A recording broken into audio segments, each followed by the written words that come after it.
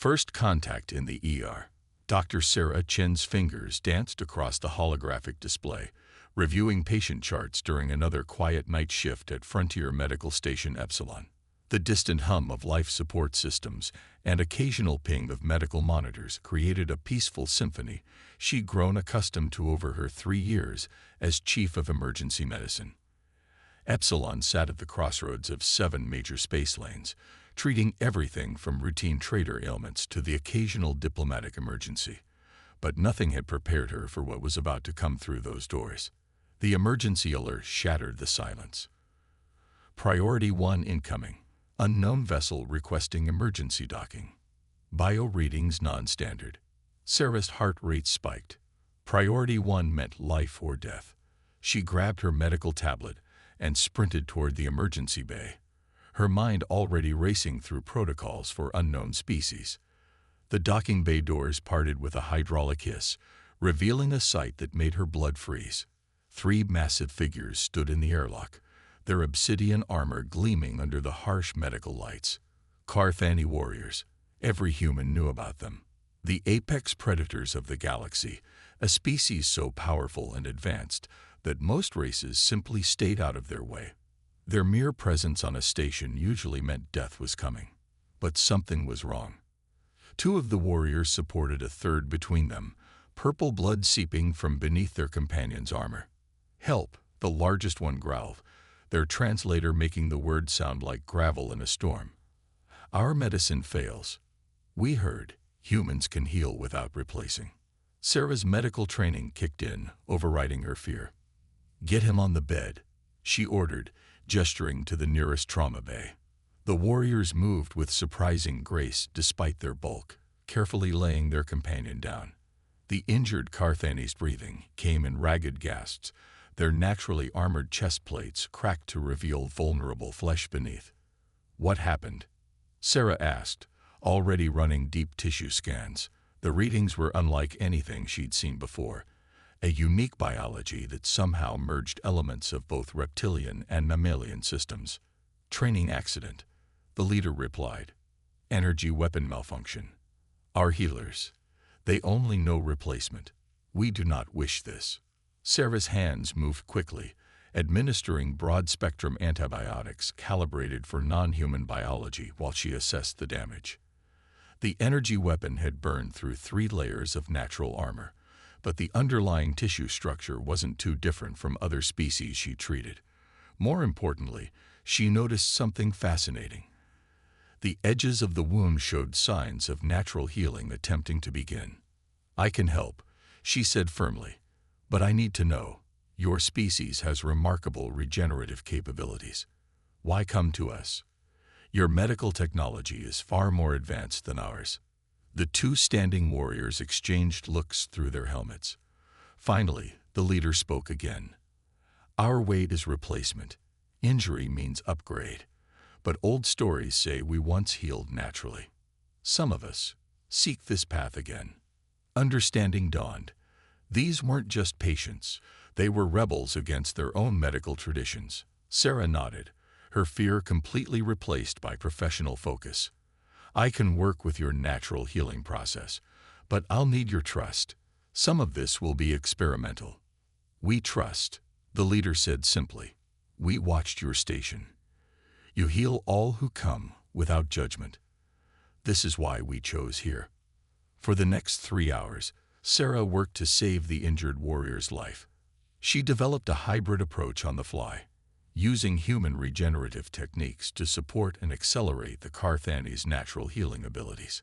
Her nurses, to their credit, followed her lead without question, though she could see their hands trembling slightly as they worked around the massive alien form. When it was done, the injured warrior's vital signs had stabilized, and the wound was already showing signs of proper healing. Sarah turned to the waiting warriors, exhausted but satisfied. "He'll recover. The natural healing process has begun, but he needs at least 4 days of rest. No combat training." The leader did something unexpected then. They removed their helmet, revealing a face covered in iridescent scales arranged in intricate patterns. Their eyes, deep amber with vertical pupils, fixed on Sarah, with an intensity that made her want to step back. Instead, she held her ground. "You have done what our finest healers claimed impossible," they said. "You have honored the old ways we thought lost. There will be others seeking this path." As they departed, leaving their companion in her care, Sarah sank into her office chair and let out a long breath. She had just treated one of the most feared warriors in known space, and in doing so, perhaps planted the seeds of a profound cultural change. Her quiet night shift had just become the beginning of something much bigger. Opening a new patient file, she began to document everything she'd learned about Carthani physiology. Something told her this knowledge would be essential in the days to come. As she worked, a small smile played across her lips. Sometimes the greatest adventures in space began not with weapons or wars, but with the simple act of healing. Trust among the stars. Word spread quickly through the vast networks of Carthani space. Within weeks of the first successful treatment, Frontier Medical Station Epsilon began receiving more requests for care. Dr. Sarah Chen found herself at the center of a quiet revolution, one that challenged everything the galaxy thought it knew about the fearsome warrior species. Station Director Marcus Wong stood at the observation window, watching as 3 Carthani ships performed precise docking maneuvers.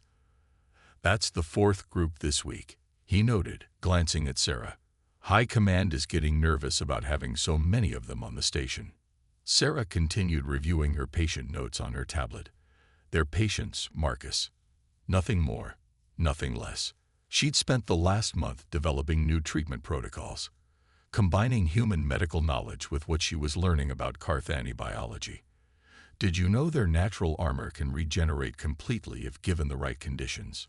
Their own medical technology actually interrupts this process. "That's fascinating," Marcus replied, "but it doesn't explain why the galaxy's most advanced warrior species is suddenly seeking treatment from humans." He turned to face her directly. "What aren't you telling me?" Sarah set down her tablet and sighed. "It's complicated. The Carthani have a saying. Each wound is an opportunity for enhancement. Their entire medical philosophy is built around replacing damaged tissue with synthetic improvements. But there's a growing movement among them that believes this practice has gone too far." The station's alert system chimed softly, indicating the new arrivals had cleared quarantine. Sarah gathered her medical team, which had grown to include specialists from 3 different human colonies. As they entered the receiving bay, she was surprised to see a Carthani she recognized. Vextol, one of her first patients. Healer Chen, Vextol's translator, rendered their complex language into clear tones. "I have brought more who seek the old way." Behind them stood 5 other warriors, each bearing injuries that would have meant automatic cybernetic replacement in their society. Sarah approached the group, her medical scanner already gathering data. "Welcome to Epsilon Station. Please, tell me about your injuries." As each warrior spoke, she noticed something remarkable. They were beginning to adapt their translators to better convey medical terms in human standard. They were learning, adapting, building trust. Later that evening, as Sarah treated a particularly complex case of plasma burn trauma, Vextol remained to observe. "Your methods," they said, watching as she carefully applied regenerative compounds to the wound, "they remind us of stories passed down by our elders. Before the Great Enhancement, our healers worked similarly." "Tell me about these stories," Sarah encouraged, hoping to gain more insight into their medical history. As she worked, Vextol spoke of an ancient time when Carthani medicine focused on strengthening the body's natural abilities rather than replacing them. The practice of cybernetic enhancement had begun during a devastating war, when speed of healing had meant survival. But what had started as necessity had become doctrine. "Our youngest warriors now receive their first enhancements before ever seeing combat," Vextol revealed, their voice carrying a note of sadness. "Many of us believe this disconnects us from our true nature, from what makes us Carthani." The conversation was interrupted by an urgent call from the station's security chief. A Carthani dreadnought had just appeared at the edge of the system, a ship class usually reserved for military operations. Sarah felt her heart rate quicken, but Vextol remained calm. They come to observe, they explained. Word of your success has reached the highest circles. Some oppose what we do here, believing it weakens our species. Others see the wisdom in remembering our old ways. The next day, Sarah received an unexpected visitor in her office. A Carthani elder, their natural armor bearing intricate patterns that spoke of great age and rank, arrived without ceremony or escorts. "I am Corax," they announced, Chief Medical Officer of the High Fleet. Sarah stood respectfully, noting that this Carthani bore no visible cybernetic enhancements, unusual for one of their rank. "Welcome to Epsilon Station," she replied, maintaining the professional calm that had served her so well these past weeks. "We have watched your work with great interest," Corax said, their translator set to a formal tone. "For centuries, we believed advancement could only come through technological enhancement. But your success here," they paused, mandibles clicking thoughtfully, "it suggests another path." What followed was a 6-hour discussion that would later be marked as a turning point in human-Carthani relations. Corax shared ancient medical texts, previously kept secret, that detailed the natural healing abilities of their species. In return, Sarah demonstrated the principles of human regenerative medicine, showing how it could work in harmony with Carthani biology. As night cycle approached and Corax prepared to leave, they turned to Sarah with an unexpected proposal. "We wish to establish a permanent medical exchange program. Your station will become a training ground for a new generation of Carthani healers, ones who remember the old ways while embracing new knowledge." Sarah thought of how far they'd come from that first emergency treatment just weeks ago. "We would be honored," she replied, though some might question such close cooperation between our species. Corax's mandibles shifted in what Sarah had learned to recognize as their version of a smile. "The strongest alliances are often built not through treaties or trade, but through trust freely given and wisdom freely shared. You have taught us that healing does not always mean changing who we are." As the elder departed, Sarah began drafting a proposal for station command. The quiet revolution that had begun in her emergency room was about to transform into something much larger, a bridge between species built on the universal desire to heal and be healed. Breaking traditions. The medical bay of Epsilon Station had changed dramatically in the 3 months since the first Carthani arrival. Newly installed healing pods lined the walls, modified to accommodate the warriors' massive frames. Dr. Sarah Chen studied the latest scan results on her holographic display while her newest colleague, a Carthani medical apprentice named Zareth, observed with keen interest. "The cellular regeneration rate exceeds our historical records," Zareth noted, their translator now perfectly calibrated for medical terminology. "Our ancestors knew of these abilities, but not how to enhance them naturally." Sarah nodded, adjusting the regenerative field strength. "The key was understanding how your bioelectric field interfaces with our healing technologies. Your natural healing abilities are remarkable. They just need the right conditions to thrive." Their discussion was interrupted by the station's alert system. Emergency protocol initiated. Multiple incoming vessels detected. Sarah's heart sank as she recognized the energy signatures on the display. Carthani warships, but not from their usual allies. The lead vessel's commander appeared on the main screen, their enhanced cybernetic features gleaming. "This facility is now under investigation by order of the Conservative Council. All Carthani patients are to be transferred to proper medical facilities immediately." Sarah felt her chest tighten, but years of emergency medicine had taught her to stay calm under pressure. "I am Dr. Sarah Chen, Chief of Emergency Medicine. Our patients are here voluntarily and are receiving treatment in accordance with the medical exchange program authorized by Fleet Medical Command." "The exchange program exceeds its mandate." The commander's voice carried tones of disgust. "You encourage weakness among our warriors. This ends today." Before Sarah could respond, another signal cut through the transmission. A massive dreadnought emerged from hyperspace, bearing the marks of the High Fleet Medical Division. Corax's familiar voice filled the command center. "The Conservative Council exceeds its authority. These warriors have chosen their path of healing. Or does the Council wish to challenge the High Fleet's medical autonomy? The political standoff that followed was tense, but Sarah couldn't focus on it. She had patients to treat. In the medical bay, she found several Carthani warriors preparing to leave, despite being mid-treatment. "Your healing is not complete," she told them firmly. Leaving now could compromise weeks of progress. The warriors looked uncertain, their natural armor plates shifting in agitation. One of them, a young warrior named Tekra, spoke up. "We do not wish to bring conflict to your station." "The only conflict," Sarah replied, checking Tekra's healing wound, "would be with your own body's natural healing process. Stay, complete your treatment. Let the politicians argue while we focus on what matters, making you whole again." Her words seemed to resonate with something deep in their cultural memory. One by one, the warriors returned to their treatment pods. Sarah caught Zareth watching her with what she'd learned to recognize as admiration. "You understand," Zareth said quietly. "The division in our society runs deeper than medicine. For generations, we have equated enhancement with progress. To choose natural healing is seen by some as choosing weakness, as rejecting the path that made us strong." Sarah considered this while preparing a fresh batch of regenerative compounds.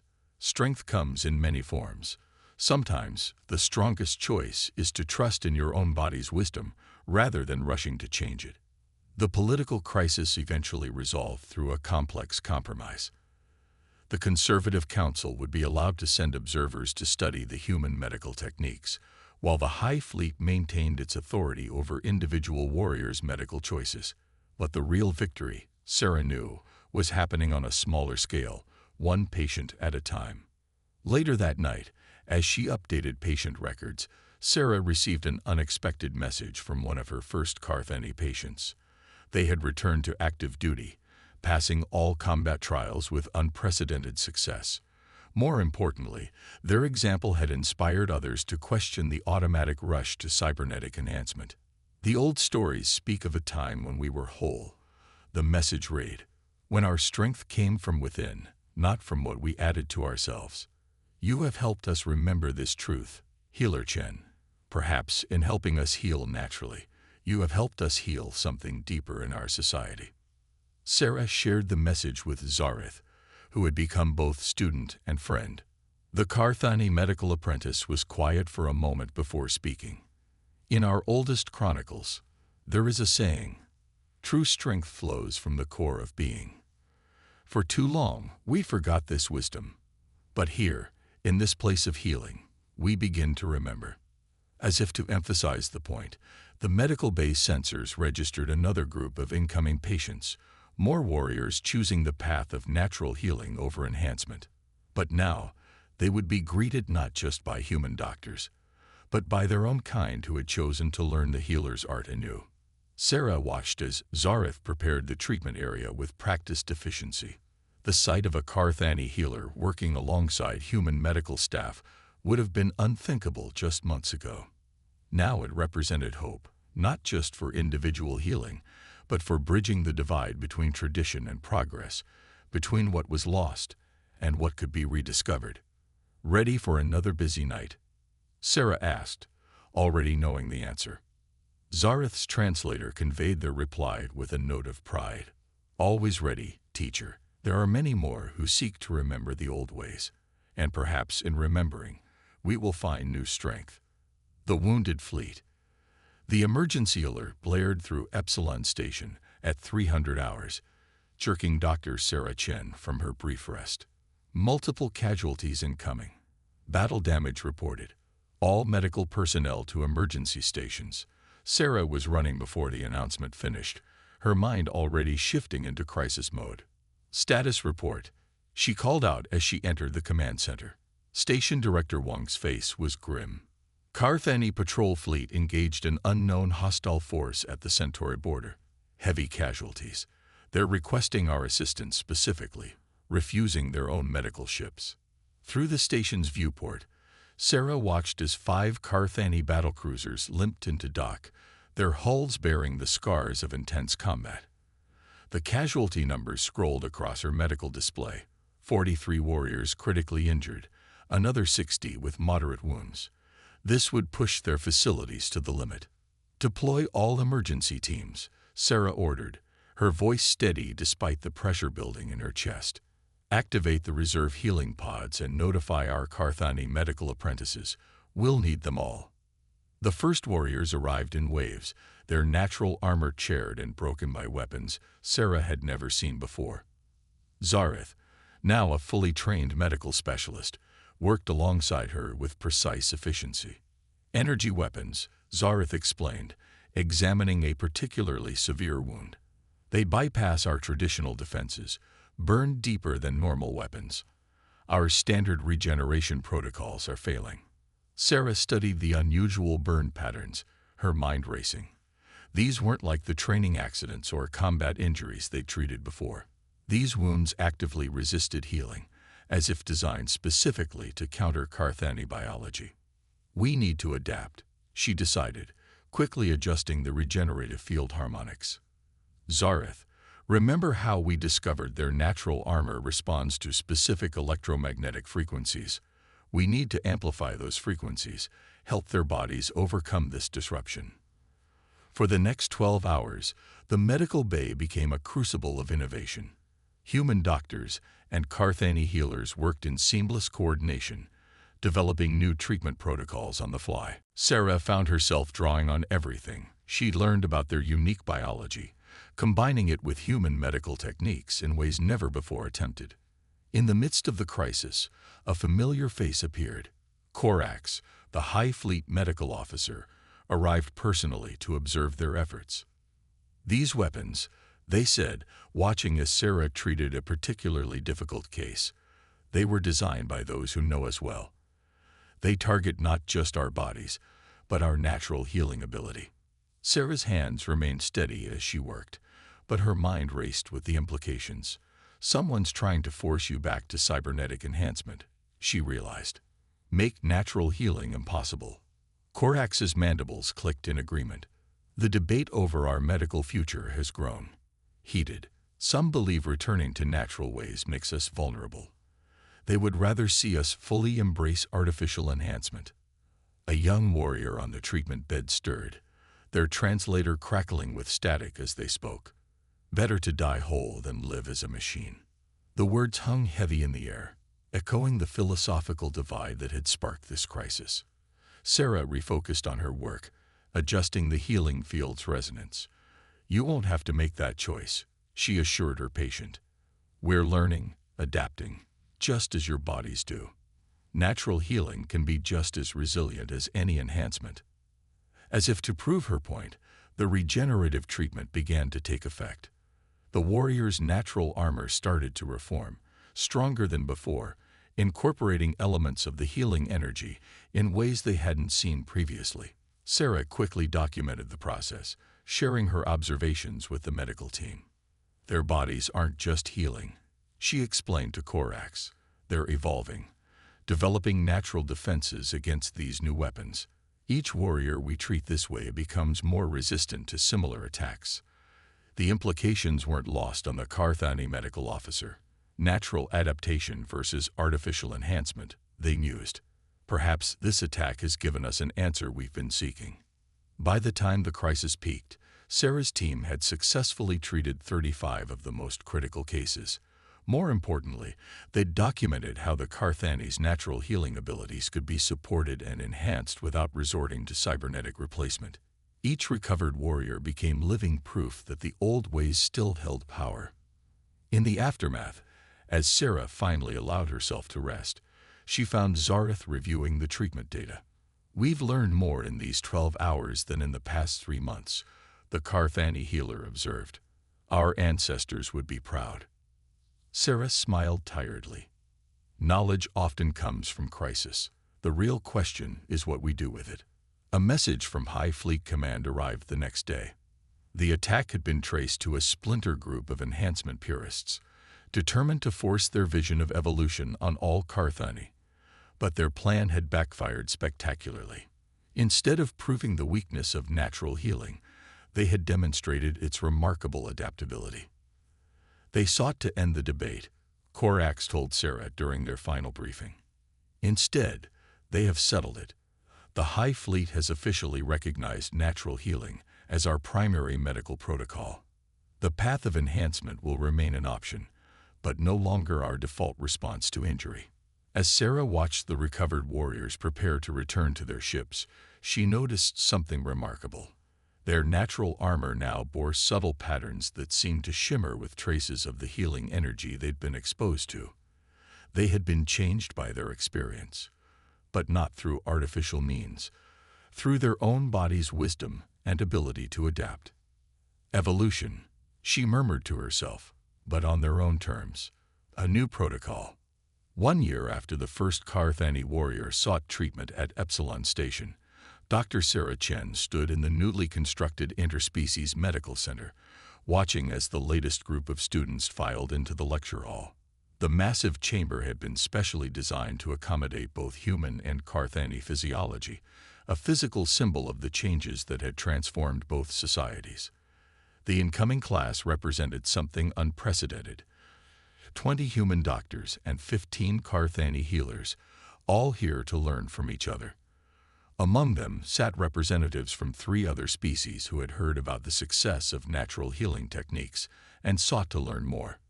Welcome to the first official session of the Joint Medical Initiative, Sarah began, her voice carrying clearly through the translator systems. 1 year ago, a single choice changed everything. We thought we knew about interspecies medicine. Today we begin formalizing what we've learned.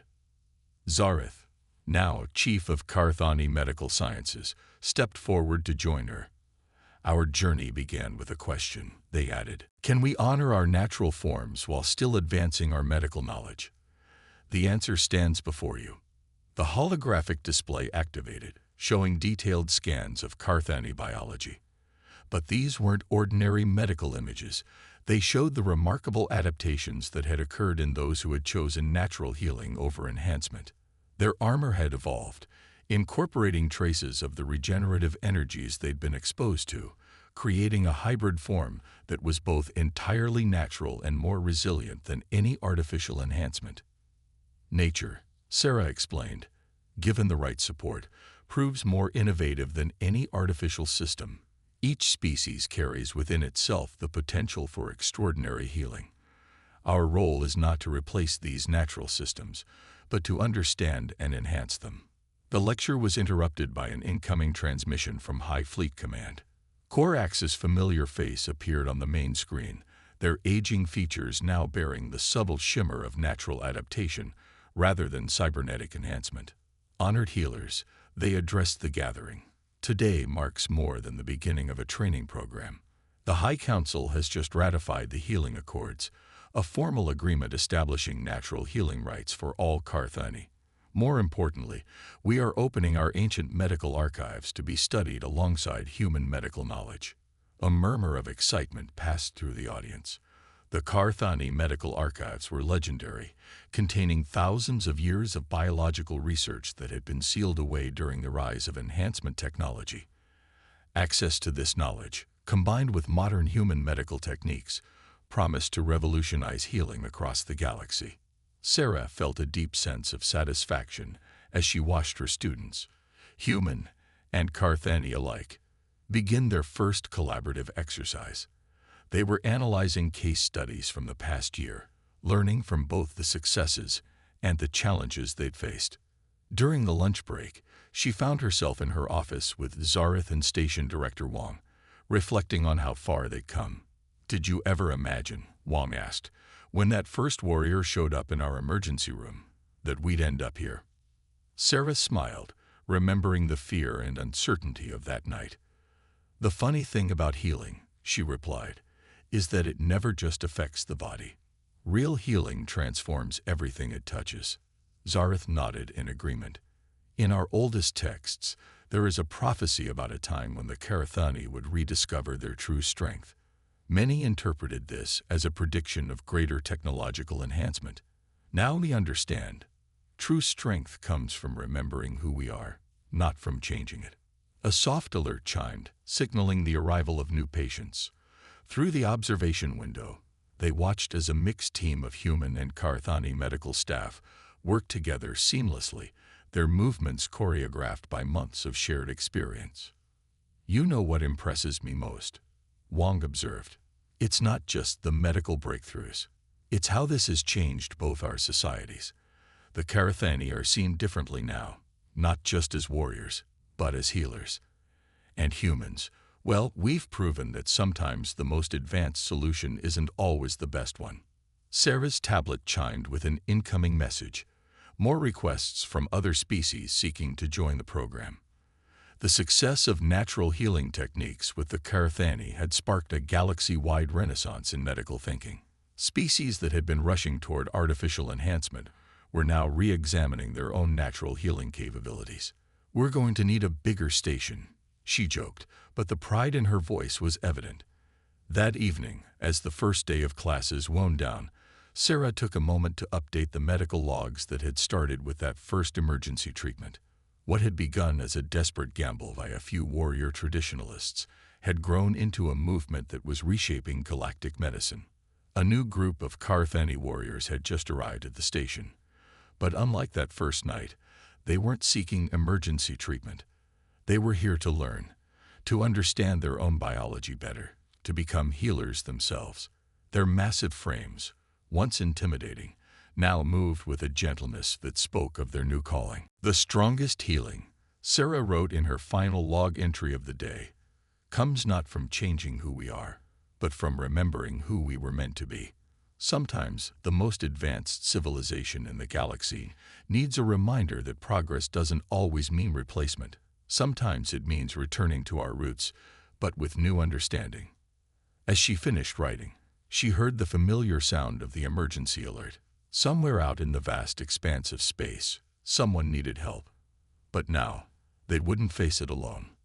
A new generation of healers was ready, human and Carthani together, combining the wisdom of the past with the knowledge of the present to forge a healthier future for all species. Sarah grabbed her medical kit and headed out. After all, some things hadn't changed. There were still patients to heal, lessons to learn, and bridges to build between the stars. And she wouldn't have it any other way.